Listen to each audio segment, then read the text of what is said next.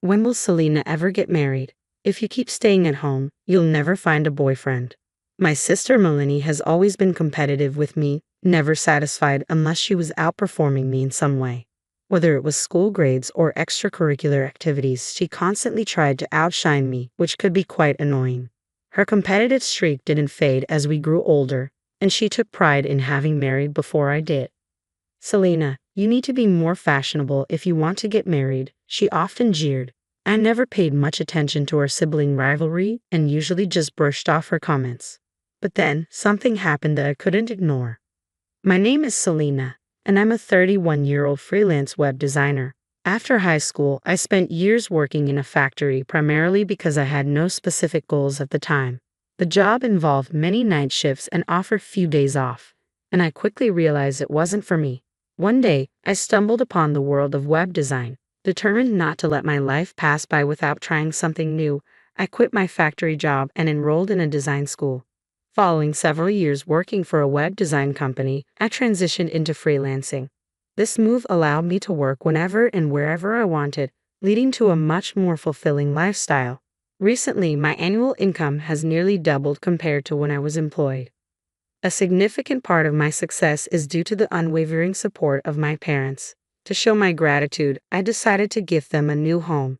Our family house was aging, so I opted to buy a high-rise condominium. My parents were overjoyed and moved to tears, having never expected such a gesture. Now, we live together in the condominium, enjoying peaceful and happy days. When Melanie and her husband Mitch heard about our move, they decided to visit. It's amazing that Selena can live in such a condo. You used to work at a factory, Melanie remarked, her words laced with sarcasm. They lived in an apartment and seemed to feel a bit envious of my new living situation. You're a web designer, right?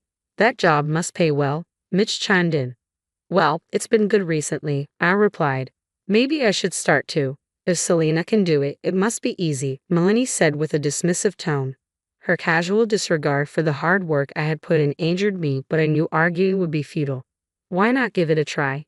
You have time as a homemaker, right? I suggested. Are you mocking a homemaker, Selena? Housework is quite hard. You wouldn't understand, being taken care of by mommy, she retorted. Her response stung, but I kept my composure, knowing it wasn't worth escalating the situation. I help mom too, and I understand the challenges of housework, I said, but Melanie continued with her sarcastic tone, clearly upset about my living situation. Perhaps it was the alcohol, but her snide remarks kept coming, and eventually, our father had enough. Melanie, haven't you been a bit harsh? Selena has worked hard to get where she is now, he scolded. Daddy, it's fine. I'm okay, I interjected, trying to prevent a rare family dinner from turning into a full-blown argument, especially with Mitch present. Darling, Melanie, you both have had a bit too much to drink. Maybe it's time to call it a night, Mom suggested tactfully. Thanks to Mom's intervention, we managed to avoid a fight, though Dad remained visibly upset even after Melanie and her husband left. I can't believe she spoke like that without understanding Selena's struggles. Daddy, it's okay. I'm not bothered, I reassured him, and only then did he finally relax. A few months later, Mitch's company suddenly went bankrupt and Melanie asked if they could stay with us for a while. Since we had some spare rooms and I figured it would be temporary until Mitch found another job, I agreed to let them stay. I'm sorry, Selena, for barging in like this, Melanie said. No, it's totally fine. Mitch has a college degree, so he should find another job soon. Please bear with us until then, I replied. Understood. Despite her previous snide remarks, I was a bit surprised that she turned to me for help in their time of need. However, they assured me it would be temporary, so I reluctantly agreed. As time went on, they never left and gradually began to make themselves at home. My parents grew increasingly concerned about Mitch's job situation. It's been 3 months since they said he would find something soon. Mitch still hasn't found a job, I noted. When I asked Melanie about it, she seemed completely unconcerned. Unlike Selena, Mitch has a college degree, so he'll find a job soon, Melanie said dismissively, refusing to take me seriously. When our parents weren't around, her snide remarks increased. Why don't you worry about yourself instead of Mitch? She sneered. What do you mean by that? I asked. You're in your early 30s, right? Can you even get married?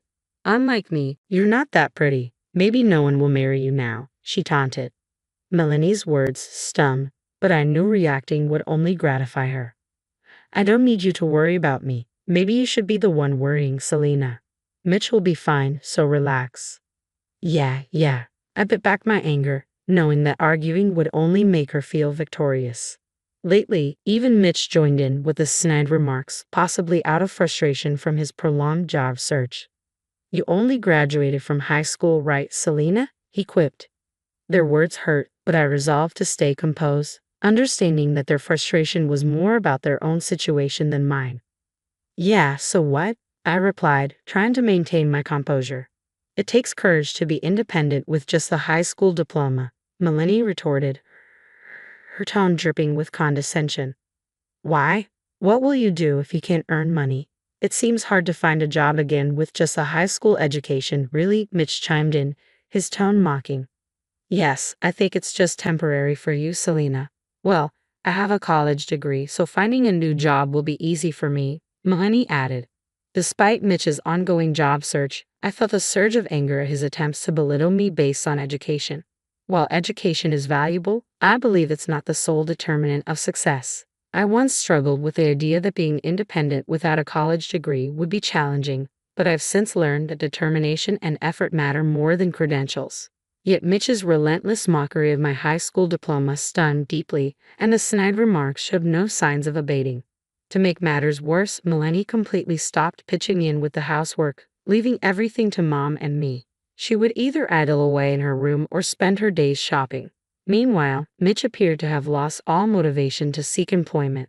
Instead, he lounged around the house, living a leisurely life. In the presence of our parents, he even had the audacity to complain to Melanie about the food, remarking, "Wasn't today's meal a bit bland?"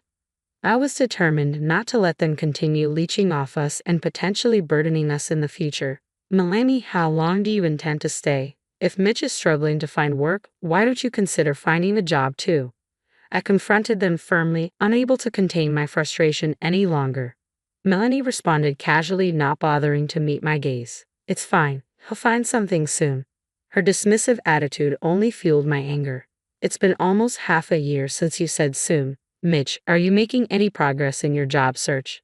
I might receive an offer from a big company. I expect the salary will surpass Selena's, Mitch claimed confidently. Is that so? Mitch's blatant lie only added to my growing irritation. More importantly, Selena might not be able to earn money in the future, right? Melanie abruptly changed the subject. Hey, don't avoid the question, I pressed. If that happens, we'll have to sell this house, right? You shouldn't have bought such a place, Melanie continued, her tone accusatory. What are you implying? I asked, feeling defensive. So, why not give this house to us? Mitch has a college degree, so his income should be stable. If you leave it to us, you won't have to sell the house, Melanie proposed. I couldn't decipher if they were serious or not, but their words seemed absurd. Wait, do you realize what you're suggesting? Mitch hasn't even secured a job yet, I pointed out. He's bound to land a better one soon, so it'll all work out. Plus, this could be a great chance for you, Selena. You should embrace living independently, Melanie urged. What? I exclaimed, taken aback by her audacity. You don't need to rely on anyone, always being under Mom and Dad's roof. Let them go and stay with us, she continued, ignoring my protests. Enough. This is my home, you both know that, I asserted firmly. It appeared that the two were scheming to push me out and seize control of the condominium. Their constant snide remarks and refusal to pitch in with the housework only confirmed my suspicions. Despite their assurances that they would stay only until finding work, their attempt to take over my home was unforgivable. I had shown leniency due to their predicament, but I couldn't tolerate their behavior any longer. I resolved to evict my sister and her husband from the premises. When I confided in my parents, they revealed that they had been discussing the same issue for some time but refrained from intervening, respecting it as my decision. That evening, we gathered Melanie and Mitch for a family meeting. What's happening? What's all this about? Melanie questioned, puzzled by the sudden seriousness. We've concluded that it's time for both of you to vacate this house, I declared. What? Selena, why are you springing this on us out of nowhere? Mitch interjected. I've reached my breaking point, and so have Mom and Dad, I replied firmly. Limits? What do you mean? This is so unexpected, Melanie exclaimed, clearly caught off guard by our decision. We understand it's not easy to pack up and leave immediately, So we're giving you a month. You have 1 month from today to find a new place, I explained. That's still quite sudden, Melanie protested, her voice tinged with panic. Turning to Mitch, I inquired, have you managed to secure a job yet? Mitch's demeanor shifted as he avoided eye contact and mumbled softly. Not yet, but it'll come soon, he replied, lacking conviction.